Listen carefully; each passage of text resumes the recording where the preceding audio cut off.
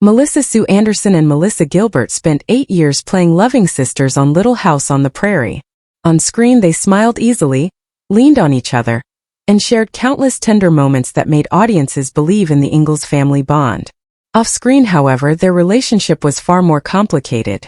From the mid-1970s onward, crew members noticed a quiet distance growing between the two young actresses. One often stayed alone in her trailer, focused and withdrawn, while the other laughed, joked, and played pranks with cast and crew. By 1980, the tension was noticeable, even if it was never openly discussed. When the show ended, they went their separate ways and rarely spoke again. For decades, rumors of a bitter feud lingered, until years later the truth finally became clearer. Melissa Sue Anderson was born on September 26, 1962, in Berkeley, California. Her early life was modest and grounded. Her father worked as a car mechanic, and her mother managed the household. As the eldest child, Melissa learned responsibility early, helping care for her younger brother. Nothing about her childhood suggested fame until she was 9 years old, when a dance instructor noticed her calm confidence during a recital and urged her parents to find her an agent. That suggestion changed everything. Soon after, Melissa booked a Kmart commercial, then appeared on the Brady Bunch and in small film roles. Even at a young age, she showed a quiet steadiness on camera that impressed casting directors. By the time she was 11, Melissa had already developed a disciplined approach to acting and to life.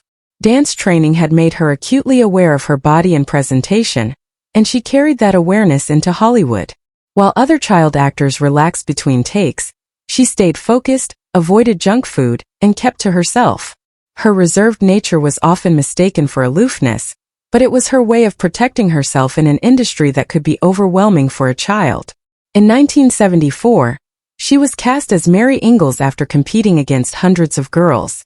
The role demanded emotional maturity well beyond her years. Early episodes already required her to portray fear, responsibility, and moral strength. As the series progressed, her storylines became heavier, especially when Mary lost her sight. Melissa prepared intensely, studying at Foundations for the Blind, learning how to move and react authentically. The emotional weight of those scenes followed her off-set, yet her performances were widely praised for their realism and restraint. While her career flourished, her personal life faced challenges. Her parents divorced when she was 13, adding emotional strain during an already demanding period. Still, she continued to deliver powerful performances, earning critical acclaim, and in 1978, an Emmy nomination for a heartbreaking episode that drew on her own experiences of family loss.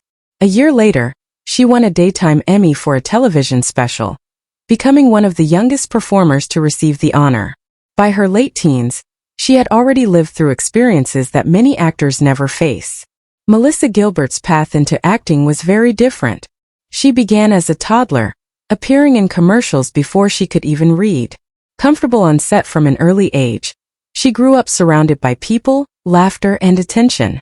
By the time she joined Little House on the Prairie at age 9, she was already a seasoned performer.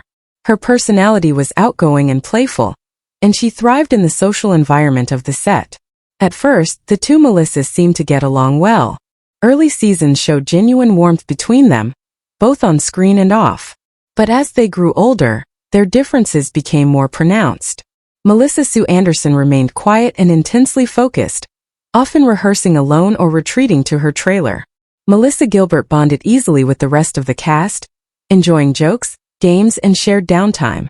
Neither approach was wrong, but the contrast slowly created distance.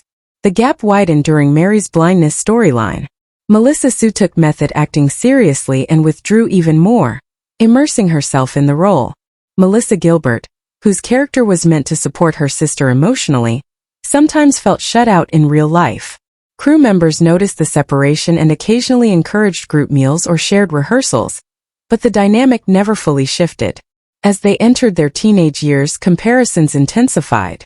Melissa Sue matured quickly and developed a polished, composed appearance that drew praise from adults on set. Melissa Gilbert later admitted that she sometimes felt overshadowed and left behind, emotions that were amplified by the natural insecurities of adolescence.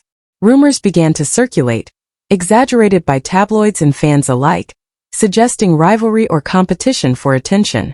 Both actresses would later insist these stories were largely fictional.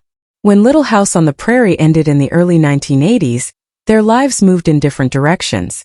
Melissa Gilbert remained highly visible in Hollywood, eventually becoming president of the Screen Actors Guild and advocating for performers' rights.